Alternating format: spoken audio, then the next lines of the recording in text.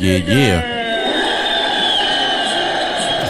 You're listening to TFP, the fan's perspective. All right. It's another week. Back in it to win it. Another episode. Sabado style. TFP. Only way to be. Ladies and gentlemen, welcome to the fan's perspective. Charlietrix can't be with us to rock tonight. He's a little busy.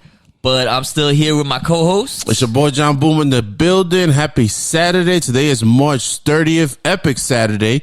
You know, not only because we're back in the building shooting another TFP episode, but later on, me and Rem, we're going to go check out Kong versus Godzilla, the New Empire. Yes, highly sir. anticipated, never underrated. And the only thing I want to say before we jump off about that particular situation is that Japan, I know Godzilla's your baby, but you guys got to shorten them trailers, man. Them trailers shouldn't be 15 minutes. I give them the whole goddamn movie, man. Giving away too much. Word up. Remise, how you doing, man? Yeah, my name's Remise, everybody. If you don't know me, you haven't watched enough TFP, go back, watch back episodes. Pow. You know.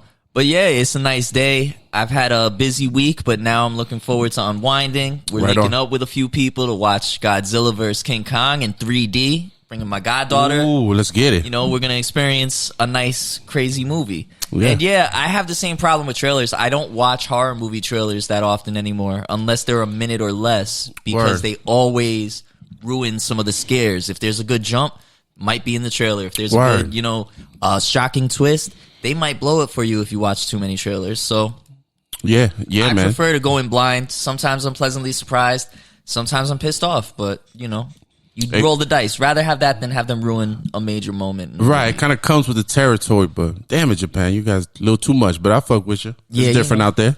Yeah, I heard. I still haven't seen Godzilla -1. That's the one everybody is It's like really that, hyping up. That one is like a hidden gem. You can't get it. I guess they said because of some copyright rights or something like that. But man, that's like a hidden gem. You can't get that need nowhere. Yeah, we need that. On the double. All right, on the fire stick. I got to find it.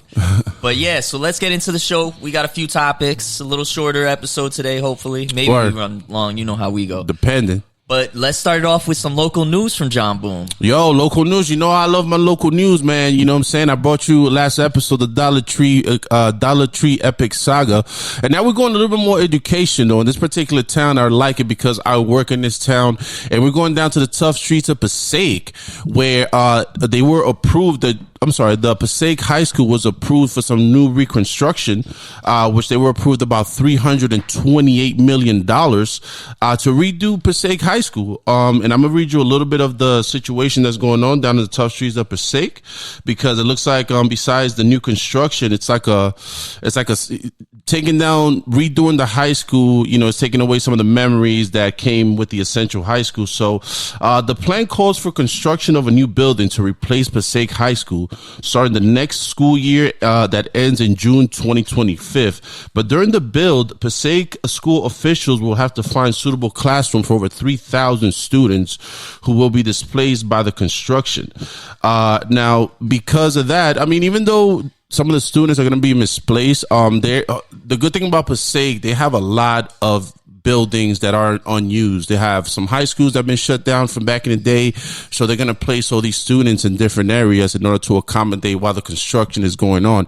Now, you're probably thinking, damn, jhanboom, I didn't know you was all educational, but to me, Passaic has taken a very good step into positivity. You know what I'm saying? According to whatever the census is, Passaic has the highest poverty rate. Also, 73% of the people that live in Passaic, according, has English as a second language. So this $328 million reconstruction is going to help gap that barrier from poverty to educating more of our foreign amigos that came down. And I just think it's great to have Passaic do this because besides the new reconstruction of the high school, Passaic also, right up the street where I live at, made almost similar to a homeless shelter. They took a building that wasn't used, they reconstructed it, and when there's like extremely cold weather, rain, homeless people could go there, they can sleep overnight, they get a nice breakfast, and they get exited at 8 o'clock sharp. The police don't play, they be right there. But I think it's a great thing, and I think Patterson should take notice, man. Yeah, I agree with that. I think that story combines a lot of things I really support, which is like, if you're going to spend my tax money, spend it on the education in the area. Right. That's always beneficial. Help this community grow, get more opportunities and do better. And actually, I know the school around here, Beckton, they just had a big thing on the last ballots. Word. We had to vote for if we wanted to spend extra tax money to improve the school and add trade options. And like, I can say we must have gotten little mailers that were against it. Don't spend your money 5 or 6 times. And one time right before the vote, there was a pamphlet that came in and it broke down like, if we spend this much, and it was hundreds of millions of dollars to improve, it's $12 a month on your taxes. You know, it's nothing crazy, and it's worth it. I think education is great. And also, I don't think there should be unused buildings just rotting away. Right on. Figure out ways, renovate them, get use out of that, especially when you have homeless populations. So the idea of helping out the homeless, always good. That will always be something we support here at TFP. For sure. And yeah, I definitely support that. Yeah, So, man. you know. Yo, Patterson, take a look at Passaic, what I'm saying, what they doing, instead of whatever y'all doing out there that obviously y'all doing wrong, get with Passaic and move up, not Renovate down. schools, stop losing out to Ponzi schemes, to morning show DJs, But yeah. Crazy. So we got another school-related story, but it's a very different vibe on this. Yeah, this one, what I'm saying, we're going to keep it education, but we're going to hit the streets as well. Now, this is not a local news, but it's local in the streets. Now, if you haven't heard, a Michigan teacher claims she was fired after a parent complained about her rapping on the side. According to Fox 2, Dominique Brown, a.k.a. Drippin' Honey, a former teacher at Taylor Preparatory High School, said parents complained about her rap career in October, which led to months of meetings, and eventually she was terminated. Now, this is crazy, you know what I'm saying? Because Dominique Brown was named the Teacher of the Month. She used to pick up school kids that couldn't necessarily have the proper transportation to get to school. She used to take them home. She used to also bring them food, and also was loved and admired in the high school. So I feel like whatever she did on the side, even if it was rapping or whatever she was doing, shouldn't affect her professional day-to-day job. And it mentioned like a parent. It didn't say many parents. It didn't mention. No, it said one particular parent complained, and it seems like the parent just kept antagonizing the situation and really putting, her foot down on this situation, which led to Miss Brown wanting to have the parent come in and pretty much shadow her on her day to day and how she works and how professional she is. But essentially, this led to her termination, and what Miss Brown did, Drippin' Honey, retaliated by doing a rap video with the students of the school, which, at the end of the day, man, it's like, you need to follow your dreams. I mean, 9 to 5s are good and everything, but at the end of the day, everyone has their dream. And if she wants to rap on the side, let her do her thing, as long as it doesn't affect her professionalism at school. Yeah, and if the students had fun being in the video, maybe that's a way for her to connect with her students. Yeah. Get through to them, teach them things. I know one of my favorite Instagram's accounts that I see once in a while is this guy who uses rap music to teach different poetic devices, and like, it's English class, but through rap lyrics, where he'll show you this is how similes and metaphors work. This is what onomatopoeia really is. This is blah, blah, blah. And breaks it down for you. And, like, I always thought that would be a cool way to teach. I had a whole concept of doing teaching poetry and music in one class. You use modern rap or any type of music genre and lyrics, and then you apply it to famous classical poets. And I had that whole shit designed when I was in education. So right on. And one thing that we, people are not thinking about is making kids come to school. Is making school fun. You have a fun teacher that's providing a fun atmosphere, so it makes kids. It gives them more attention to. How am I going to say this?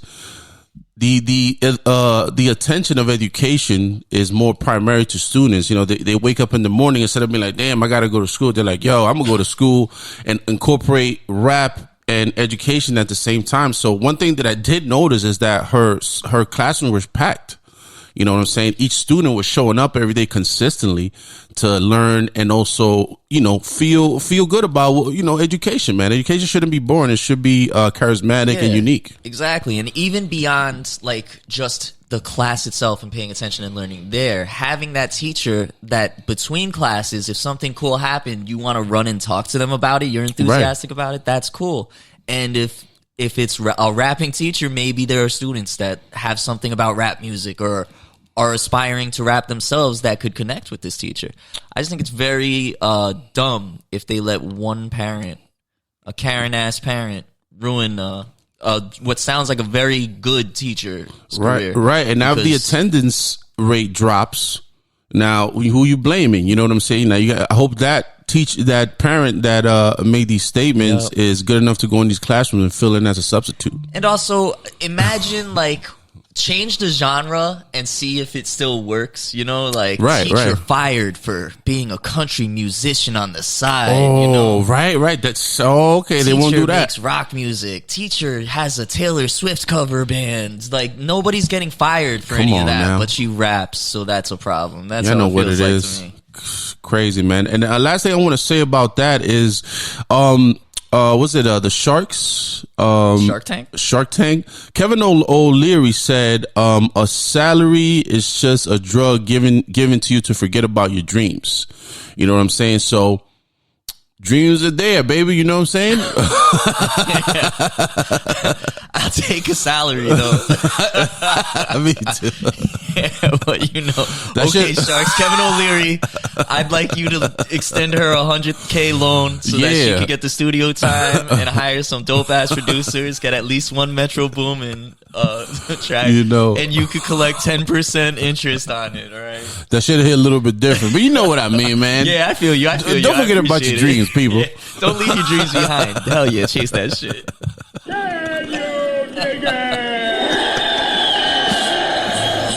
So keeping it rap now, let's talk about the big rap story of the week. It started last weekend, really, but Kendrick Lamar finally made a clear diss to Drake and J.Cole. Ooh, I heard that track on Future's album with Metro Boomin. Speaking of, that's why his name came to mind. But yeah, so Kendrick didn't name drop them. Right. But he name dropped Drake's album, the song that they were both on, where they referenced the Big Three, and then he said, fuck the Big Three, it's just Big Me.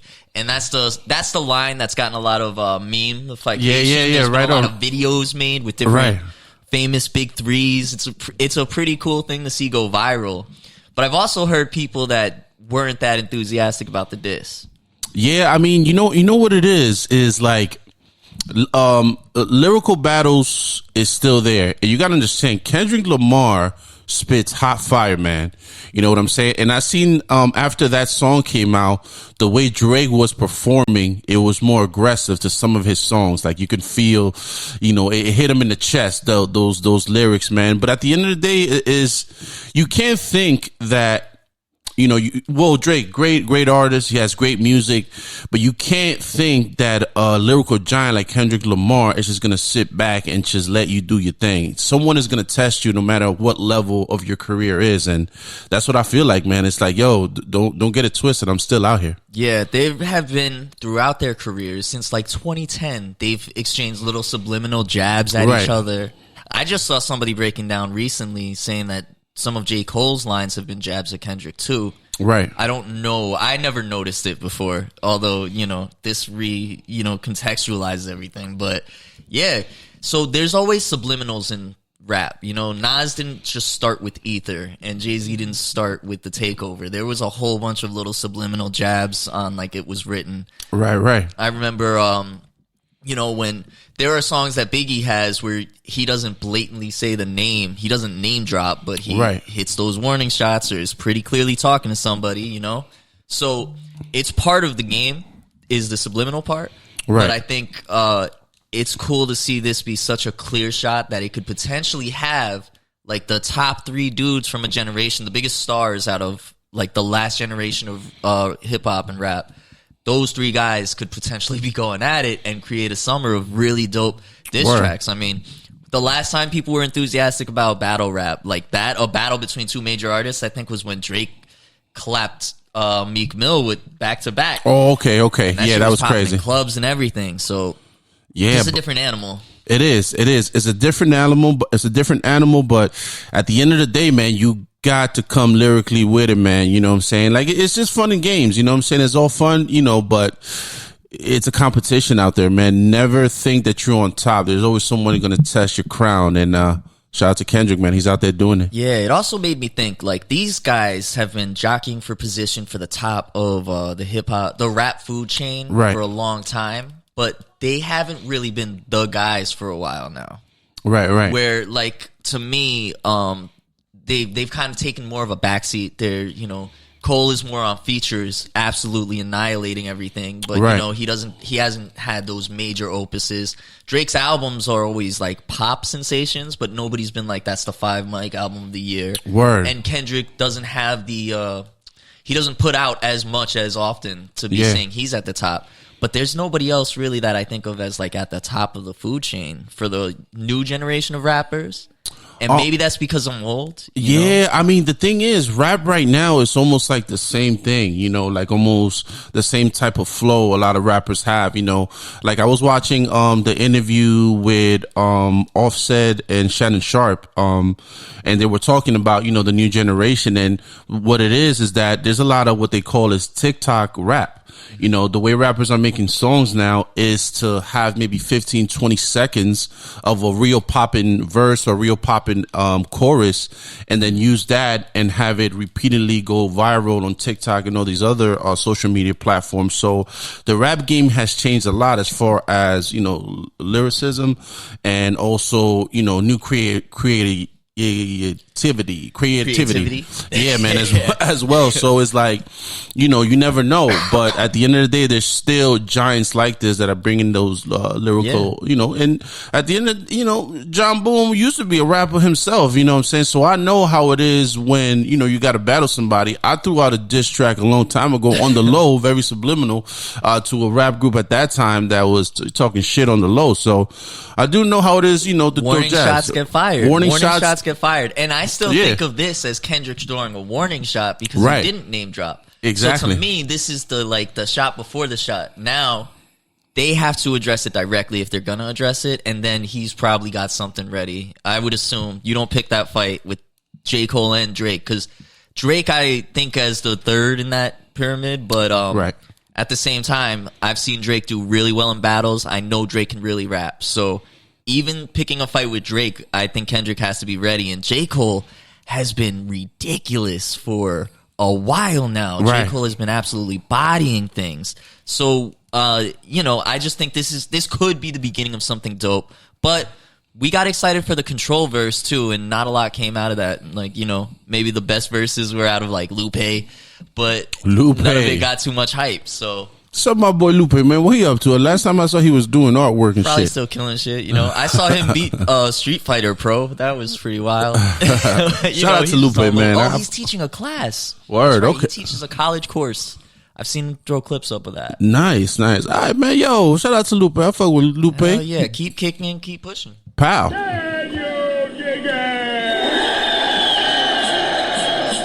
All right, so that was some of the more fun topics. I wanted to get into this one that's a little crazy. Let's go. It just blew my mind to see it, and I figured I'd try to get ahead of when it becomes something that people start talking about. Word up. But I got this out of context.news. It's Thomson Reuters publication website. This is called The Wild West of Neuroscience Drives New Laws on Brain Privacy. It's by Avi Asher Shapiro. And basically...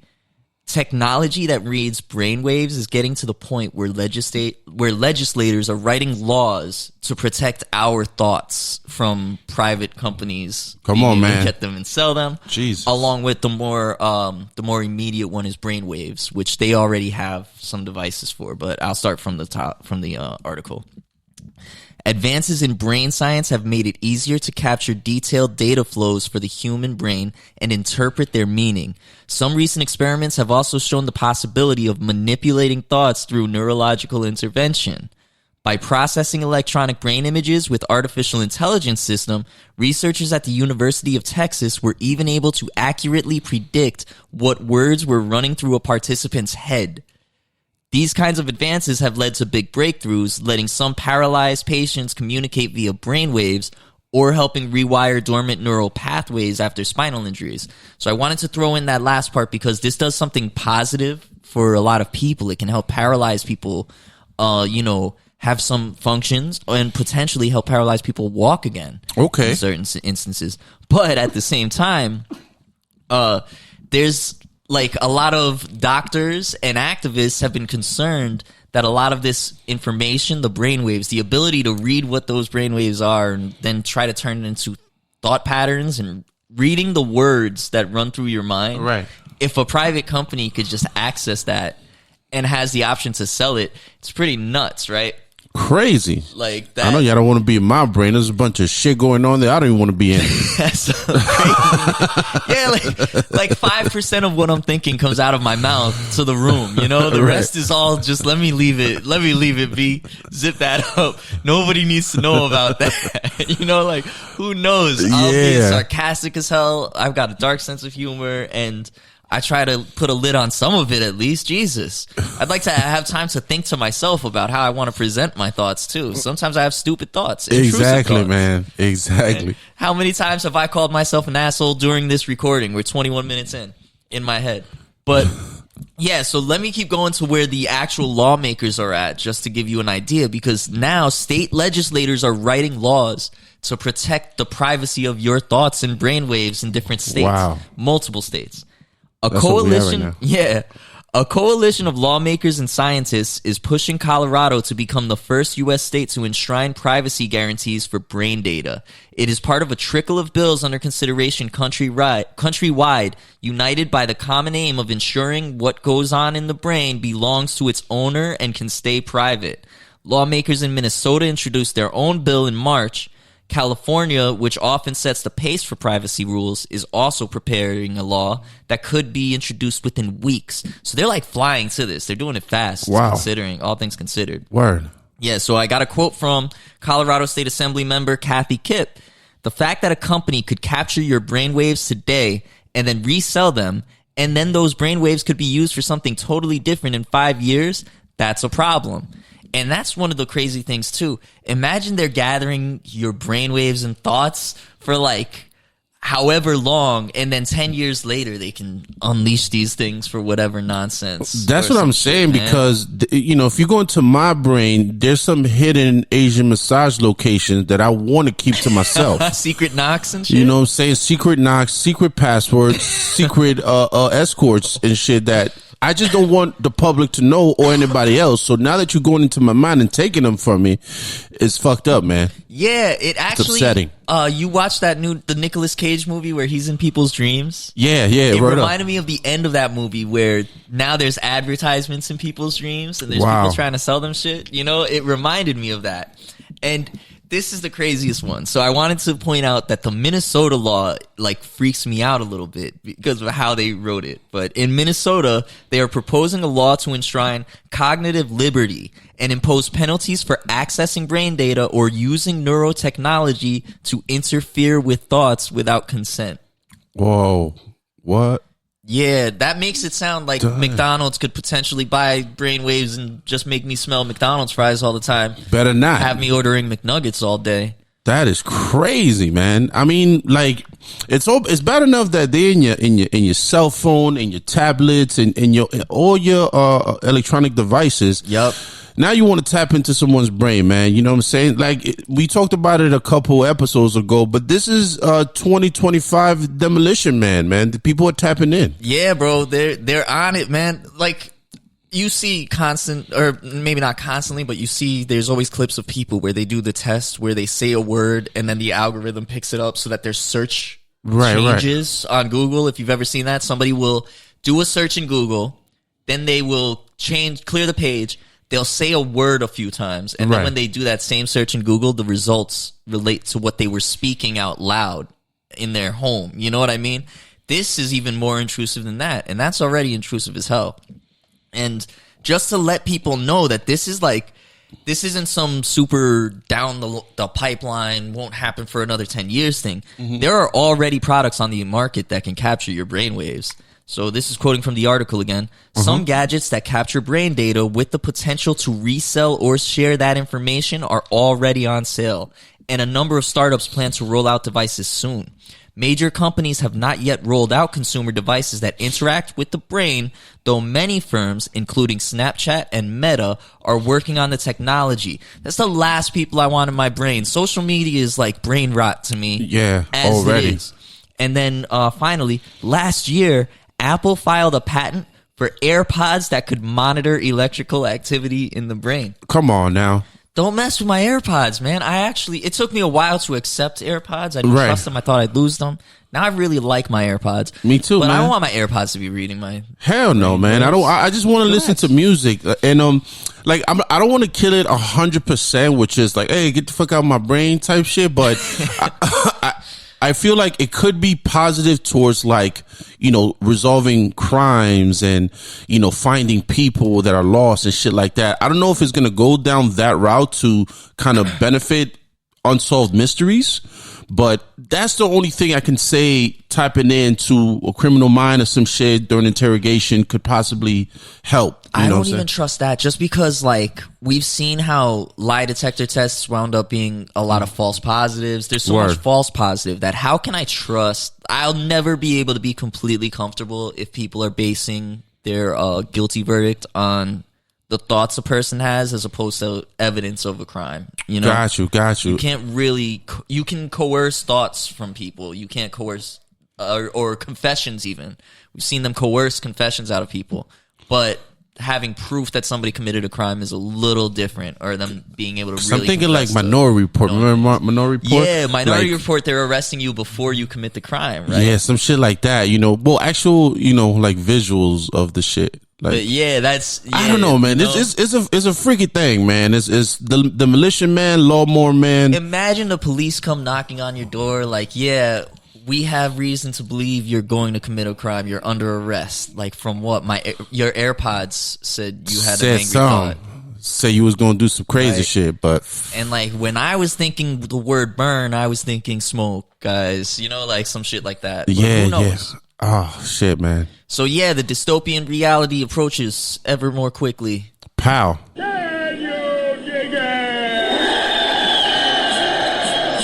Speaking of dystopian, I did not want to end the show without doing an Animal Assassins. Oh, okay. Who's out there? Who's out there getting them? This is a slightly older story. There's actually two news stories on top of each other. One that got my attention recently, but this goes back to February. I got this from the South China Morning Post. Oh, okay. 3,500 monkeys take over Thai city, putting Chinese investments on hold and making residents flee. Once a thriving trade hub, Lopburi City is at risk of becoming a ghost town with thousands of simians swarming the area, destroying shops and harassing visitors. The mischievous monkeys have deterred people from visiting the local shopping center, and the dwindling retail footprint has led it to being put up for sale. Wow. 3,500 monkeys. Planet of the Apes in real life. So, like, did I show you this picture before? Yeah. Los, oh, shit. I'll definitely have Los edit in a picture of these monkeys. It is an urban landscape. Fierce. There is an army of monkeys, bro. I would not go anywhere near that. Nope. I would be horrified if I witnessed that, because I don't know what the monkeys are thinking. Monkeys are aggressive. It very much Planet of the Apes vibe. It looks like they took over, man. You know what I'm saying? I seen a video, that's why I don't really go on the new Twitter too much, because those videos are too goddamn explicit, man. There was like an Indian guy, doing a little, whatever it was, like a little back and forth with a monkey. The monkey grabbed his hair and literally yanked his hair and a part of his scalp smooth off without even thinking about it. Don't mess with them. Don't mess with the monkeys, man. They'll take your wallet. They'll take your fucking iPhone. They don't give a shit. And they roll deep. Thousands of monkeys. Yeah. So the next part of the story, though, is like the feel-good human strike back aspect of it. Because this is from March 24th. First Lopburi monkeys relocating Monday to reduce attacks and injuries. So they actually started to relocate these monkeys from Lopburi to a monkey garden where they're preparing to like control the population. Okay. They've already sterilized these monkeys because, man, they're overrunning towns. And Yeah, so they set up a whole location that they're going to move a bunch of them to. And the interesting part to this was the monkey population in Lopburi province may exceed 10,000, with the highest concentration found in the Old Town area, totaling over 2,200 monkeys. Damn. So I saw somebody breaking down, doing a Twitter thread about how there's, the 3,500 figure must come from 2 gangs of monkeys that are the main gangs running this shit. But there are monkey gangs, bro. Yeah. I mean, monkeys are pretty smart as well. Like, don't cap just because they're considered animals. Monkeys are smart, man. I seen a guy give a monkey a bottle of alcohol, and the monkey twisted that shit, smelled it, and took a sip from it. Like, what the fuck? Monkeys like to party too. Monkeys like to party. They like to fight. They like to have sex. The monkeys are just hairy humans, man. That don't like to talk to us, but they will talk to runs each other and run a whole fucking town out of it. And you know what? Read the monkey brainwaves. Tell me what words are running through the monkeys' heads, so that we can be cool with the monkeys and make peace. Because that's where I'd like to see the technology go. Man, monkeys are out here, man. Planet of the Apes, again, another movie based on what, real life events. that's the next one going to be. Like, it's going to be based off true story. Simpsons predicted it type shit. Yeah, that's going to be those, bro. Like, someone was thinking ahead when they made these movies, man. You know what I'm saying? So man. Shit. Yep. That's what we need. It's another Caesar. One more. We're almost at the Caesar stage, right? Straight up. For sure.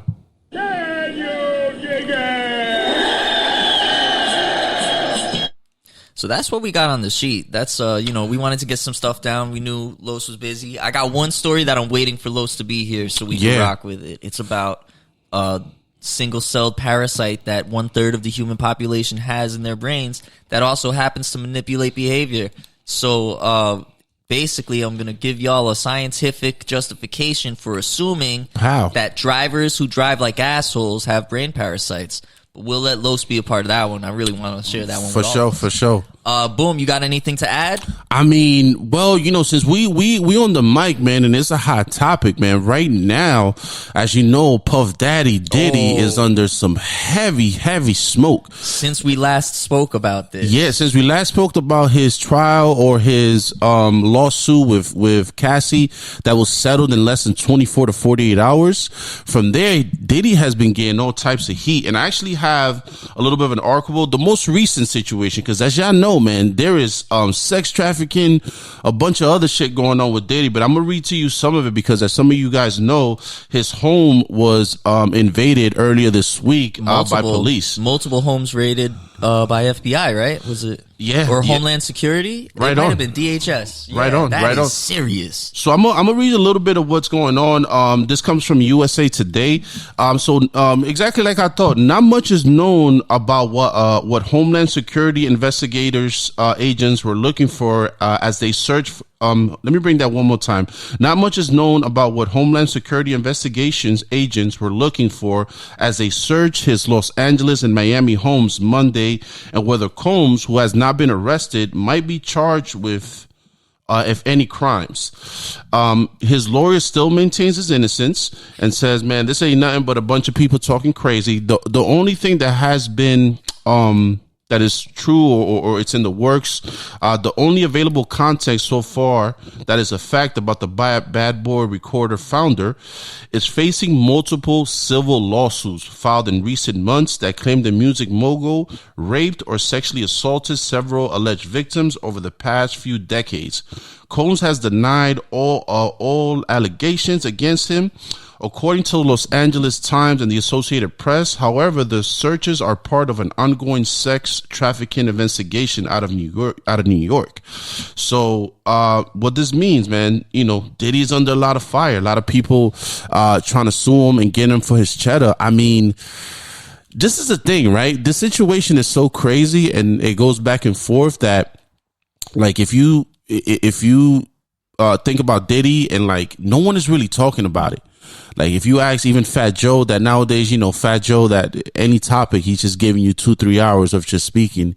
He's silent about it. He did say a little bit that, he prays for him. They've been friends for 30 years, but cut it right there and then. Everyone is completely silent, and we know they're really cryptic about it. Yeah. Did you see Cameron and Mace talk about it? They referenced it, but they didn't say it blatantly. Right, they did a Kendrick verse. They were very clear about what they were talking about, but they didn't say it out loud, you know? Word. But that was a funny addressing of it. I mean, I know Diddy behind the scenes probably, allegedly did a bunch of shit that's probably going to come into the air soon. Yeah. But right now, there's a lot of civil suits, a lot of people fucking with him, a lot of people trying to get money out of him, but nothing has stuck solid yet. And it's just, it's a mess up situation, because if you take away all the bullshit that's going on, Diddy has provided great fucking music.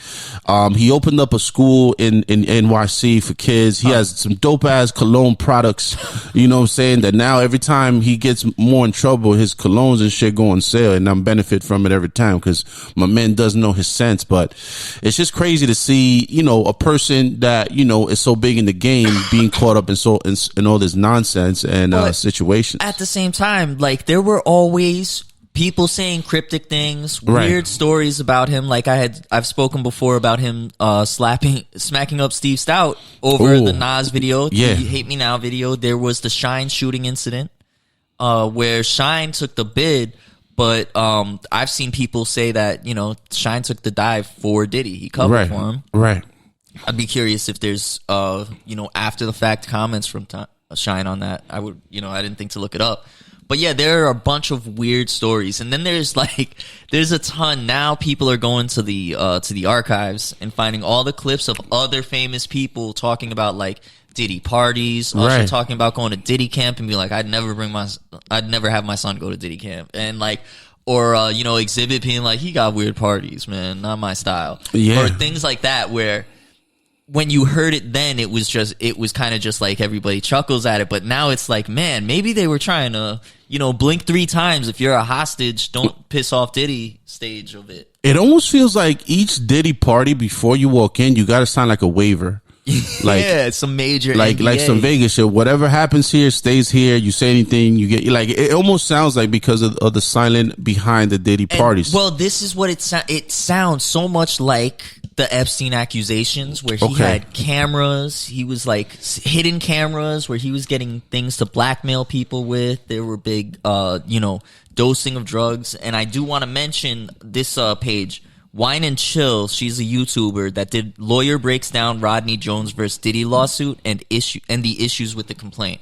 And so she's she's been to law school. She knows what she's talking about, and she takes you through the document of Rodney Jones is the guy who came after Cassie with the accusations. Right on. And a lot of people fixated on Meek Mill's meltdown. Like, that shit. I'm Philly. I don't do that. Yeah, like that whole thing it totally overtook the story. Right. But when she talks about some of the things that are actually in that document, it's like, damn, there are some serious accusations. A lot of them overlap with what Cassie was already saying. And as far as she says, there's like a lot of it seems like it should be provable. And there's a RICO accusation. There are multiple sex trafficking accusations, and there are also accusations of like things happening on Diddy's property that he should have prevented. That's where the Cuba Gooding story comes from. These are all things that are in these documents, and she gives a really good rundown of it. It's where I was like, wow, I did not know any of this stuff. Like, geez, he made the women he was dating bring guns for him. There's a accusation of a shooting in one of his studios. Wow. Like, yeah, it's dark, man. It's real messed up, and it's worth, if you're curious, it's probably worth watching something like this. It's only 20 minutes long, and it actually breaks it down in detail, like enough detail. And there's a long version that you could learn even more about. And this Diddy situation is like so crazy. Not from a different perspective, it's like everything is like I don't know how, even if he hopefully gets through it and it finds out that it's just a couple things, allegations or whatever, and he comes out of it hopefully all right from it. Like how you bounce back from the social media situation, because it's like one phrase has been changed now, and even someone tried to trademark it and LLC it. As you know, in the streets, there's a popular phrase that it says "no homo" after you make some type of homosexual phrase. Now it's changed to "no Diddy."